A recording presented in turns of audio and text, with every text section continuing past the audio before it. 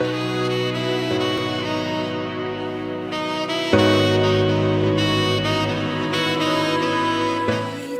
for you to arrive again.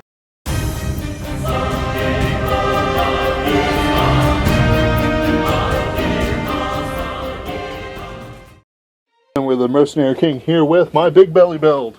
It's not that different from others, but I do have a few things that I like, a few things I don't like. Honestly, working with Bigbelly with his support as well is kind of a hassle. Unless you run Castanet Donkeys and other cards that give you soul, even though you don't really want to be doing soul things. Honestly, I'm probably going to change it after a bit, but we'll see what it's like right now. Excuse me, I got enough of the deck together to show you kind of what I want it to look like, and I think you'll enjoy it. Let's start it off. 1 Little Belly. When this success, 20k. When your other unit when this unit becomes successful. By the way, if other units hit 20k, this unit becomes successful. That's what success does. You may pay the cost. If you do retire this unit, you may countercharge 1. Tap it, and you can give something plus 2k. Honestly, that ability doesn't show up too much, but it's still something. I run 12 crit. Doesn't matter what crit I run. 4 heals. Irie Belly. You cannot, if you have a Vanguard with Bigbelly in the card name, this unit cannot be retired by card effects. And I don't really have too much that retires grade 1s from card effects, so it's like, I don't know how useful you really are to me. But he does have a useful ability. When this unit boosts a rearguard with success, Soul Blast 1, the boosted unit gets plus 4k. And at the end of turn, retire that unit. By the way, I run 2 grade 2s with success. That is Grey Belly and Cornegie, which is a Cornegie archaeologist who gets plus 4k. Whereas this guy gives out plus 4Ks with a Bigbelly Vanguard. Honestly, he's just really good. Just really good in general. You know, partly because he gets plus 4K, but also he works so well with things like Arabelli that it just works. I'm thinking of adding some Castanet Donkeys and other things that I can build up soul with, just so I can continue to use them, especially since I don't have the crit trigger, which is actually really necessary. If I had the crit trigger, that would change it up a bit, because I would replace probably these, because I don't use the ability at all, and get more draw off of it, and more soul, so on and so forth. Mickey Surbo, during when this unit is placed on rearguard, choose another rearguard, and it gets, when this unit is put in the drop zone, search for a grade 3, put it into your hand, any grade 3, so Bigbelly's the Lone Polaris, which I find funny. And Tuskmaster. 4, Coiling Duckbill. Coiling Duckbill is when the unit is placed on R. When this, it gives an ability that when it dies, you can draw a card. Yeah, it has to die. When this unit is put into the drop zone from rearguard, you can draw a card. Now, if it comes back, that's not a problem. But if it never goes, you don't get to draw a card. Then I thought I ran 4 Perfect Shields. But I've only got 3 here. Where's my other Perfect Shield? Why is there a Perfect Shield missing?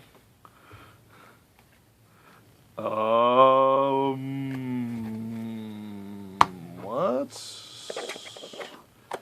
Huh. I'm missing a Perfect Shield.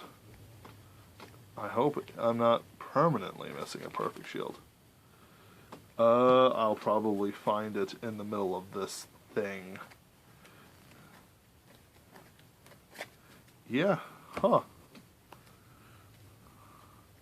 It might be in my workstation. That's probably where it is. I've got workstations in my house that I do things on, so I probably just left it there. Because I don't think I'd run less than 4. 1, 2, 3, 7, 10, 13. But at the same time, I'm running full. Maybe I just run 3. Maybe I just run 3 Perfect Shields. That's weird. I'm going to correct that later. Maybe. We'll see what happens with that.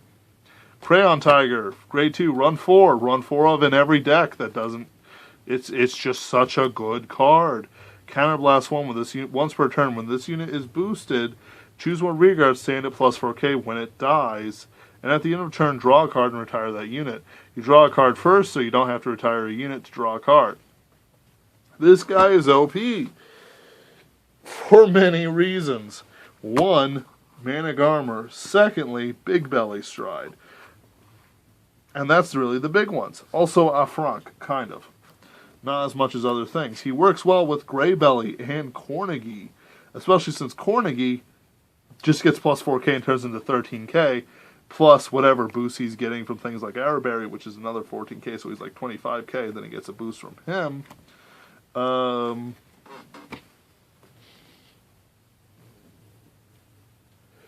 Sorry. It's 24k when you're boosted by Araberry. Then you restand it, it loses a 7k, but it's still 22k plus whatever triggers you gave it, and you draw a card. Cornegie is just such a good card that works with all the cards in my deck, whether it's Greybelly, whether it's Crayon Tiger, whether it's others. He just shows up and does more work. He is certainly a professor of taste and value. Success, Greybelly, 20k. Success, 20k. 4 Greybellies, once per turn, G-Break 1, Soul Blast 1. When this unit is successfully attacks a Vanguard, if you have a Vanguard Bigbelly, you can choose 2 of your other rearguards, like, say, Cornegie and Araberry, and they get plus 4k each, and at the end of the turn, draw a card and retire your unit. So in other words, you can do all these abilities to Cornegie, he gains power, he gains more power, and then when he dies, you draw cards. Again, the Soul Blasting is kind of arduous, and I'm really surprised at Bushiroad that they went for it, but it does limit it pretty effectively. Grade 3 is 3 Tuskmaskers, G-Break 1, once per turn, Vanguard Rearguard. Counterblast 1, when this unit attacks a Vanguard, you may pay the cost. If you do, choose a Rearguard, stand at plus 4k, and then they die. They do not draw a card off of it. He's just a really good card to have in a Rearguard circle when you don't have literally anything else. Polaris, I have him in here because he's funny, and also he adds another restander for my rearguards, and deals happily with things like being grade stuck, or your opponent trying to grade stuck you.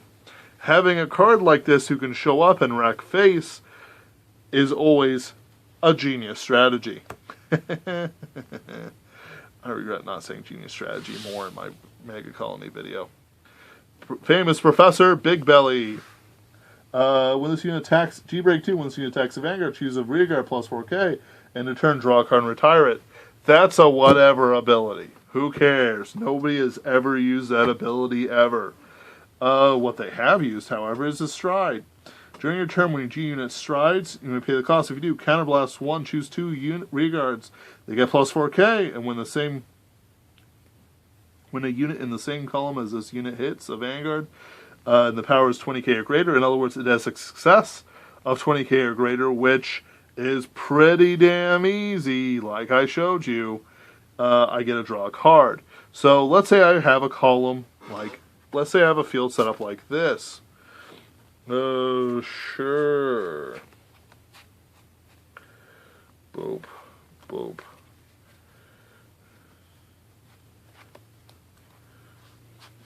Boop, boop, pow, pow.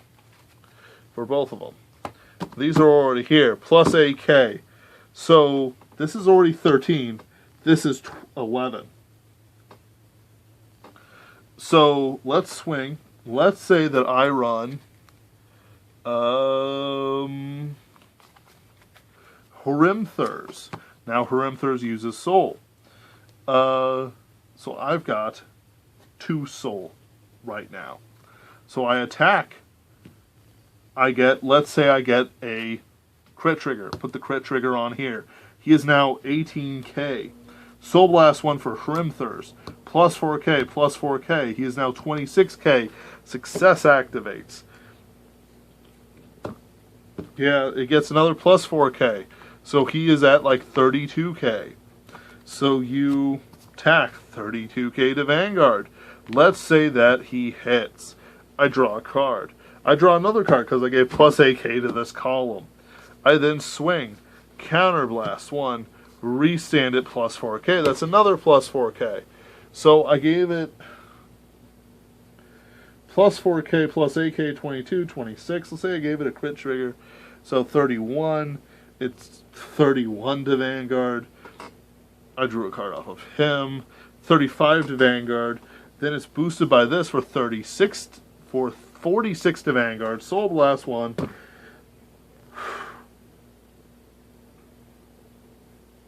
$44 or something. It's in the 40s, okay? It's just such a good ability. It is fantastic. It does an immense load of work. Just immense. And I really think it does do what it sets out to do incredibly well. Now, let's see here. What was this rare stride? Oh yeah, I don't really use him. But anyway, that's what a field should look like for ideal conditions. Let's talk about the strides real quick. I'm not really happy with my strides because I have had no time to really play test. I have an idea of what I want them to be, but again, I don't know if I want them to be like this. And again, I have to figure out a soul charging engine. I run one Fortune Wisdom Teller Dragon. If it hits, choose a rearguard. It gets plus 4k. When this unit attack hits a Vanguard, if its power is 20k or greater, draw a card. Actually attacks the Vanguard. So in other words, let's say that we hit with this. We use all the different abilities on this. They let this guy hit for some terrible reason. Another plus 4k. With that other plus 4k and say the crit trigger, he's successful. Plus 4k again. 27k to Vanguard. Attack, draw a card. It hits, say, we draw another card. We draw another card for the Bigbelly that that you also gave another plus 4k to. You swing Crayon Tiger, Counterblast 1, restand this guy. Whatever. A swing again. When it attacks a Vanguard, draw another card. Yeah. That's how it works. I run one just to force out a Perfect Shield. And then I run 4 Rimthers. I'm not really happy with this so far because I don't have the soul. But I'm probably going to have to compromise some of my design principles and add in 4 Castanet Donkeys as well as 4 of the Pawn Bellies so that I can hit plenty of soul charging as well as get some more cards in my hand. However, those cards must immediately be put out into offense, otherwise I'll deck out. I'll actually deck out pretty fast in this build if I'm not careful. Soul Blast 1, the end of battle, this unit attacked Vanguard. You may choose a rearguard plus 4k, and then it gets plus 4k. At the end of turn, retire that unit if it gets the second plus 4k, and if the power chosen with this effect is 20k or greater, you get a draw card. There are arguments whether this happens at the end of turn, or at the end of it all, or at the beginning of it all, and apparently when you use the ability is winning out. Next, I would also run 4 Bigbellies, Strides, G-Break 2, once per turn, Counterblast 1, flip over a copy. Choose one of your rearguards, plus 4k to every rearguard in the G-Zone until end of turn. By the way, that can be as much as 16k, 28k. I've seen 28k to rearguards. I think there are fights in this, in my recent series of fights with Mega Colony that hit those sort of numbers. And then I kind of just take care of it. There also is the ability, you can choose any one of your units, and it gets choose one of your units, choose the same number of your other rearguards as the number of face-up cards in your G-Zone and stand it. So in other words, I could run a stand deck with this guy, and it would be terrifying. Especially since cards like Cornegie, it would immediately shoot into success, which gives them more power, more abilities, and with the on-hit re-stand, that means that you can start sanding up other things in preparation of your own restand. You know, it's one of those cyclical things that because you restand this, you have a potential of restanding it with Crayon Tiger or a stand trigger. In fact, I'm going to start looking into stand triggers for this particular build, along with Castanet Donkey. Would stand triggers work better with this deck? I don't know.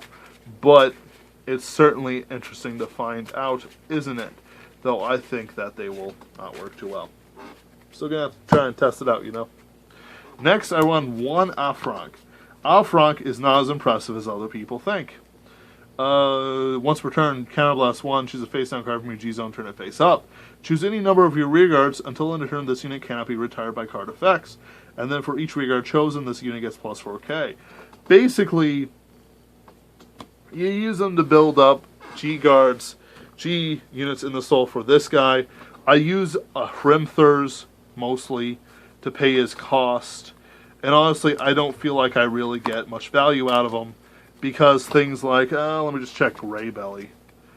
Things like Crayon Tiger are successful, and Bigbelly are successful, but Coiling Duckbill and Mickey Surabo are not. So, yeah. So it's one of those things, I just don't use them very much. I don't think many people do use them very much, or use them very well at all. Especially when they're facing Kagero. Hint, I guess. I don't know. Magnet Armor, run 2. I only need 2. Counterblast 1, flip over a copy of itself. Number of face-up cards in your G-Zone, 2 or more. Choose 2 rearguards, plus 4k.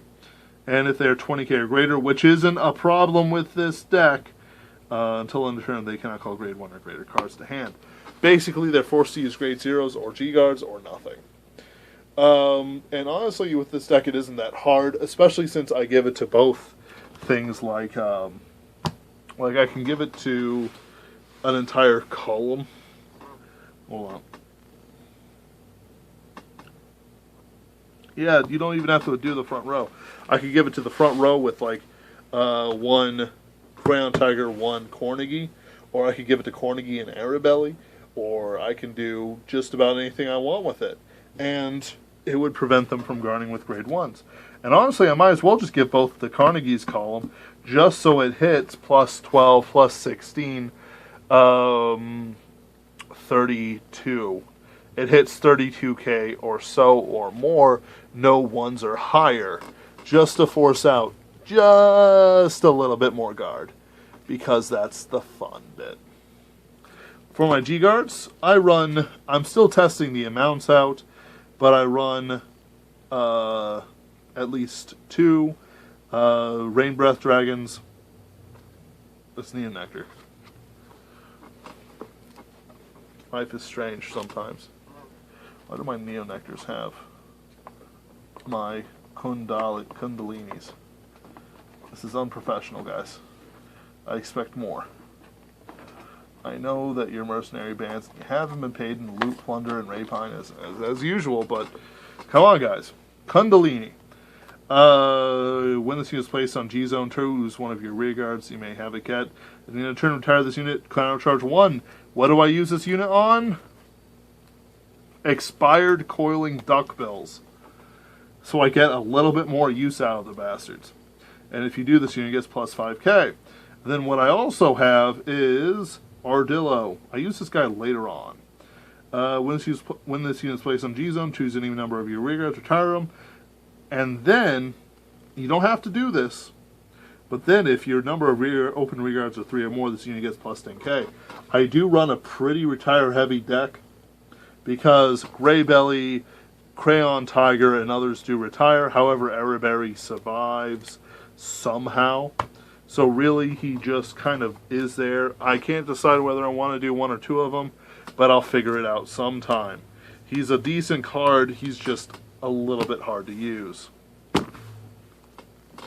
All right, that's my that's my Bigbelly deck. Next up is a very fun deck that I built that will certainly have people going, huh? And then they realize, oh, something like that. Huh. All right. Please like, comment, and subscribe. Imagine your guys been Wheeler the Mercenary King out.